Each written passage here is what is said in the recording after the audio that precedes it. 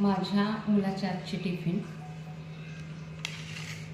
तोंडल्याची भाजी केली, मस्त असं मसालेदार भाजी, मऊ लुसलुशीत चपाती, मक्याचा चिवडा आणि शेव शॉर्ट टिफिनसाठी दिले आणि सॅलड तोंडी लावायसाठी आणि ही शेंगदाण्याची लसूण घातलेली चटणी. तर माझ्या बाळाचं टिफिन तयार आहे. आता मी पॅक करून घेते. टिफिन पॅक केले.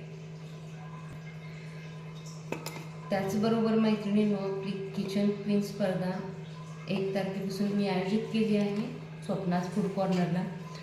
तर छान असे व्हिडिओ टाका आणि स्पर्धेत सहभागी व्हा. आकर्षक व्ह्यूज, आकर्षक बक्षिसे. तर नक्की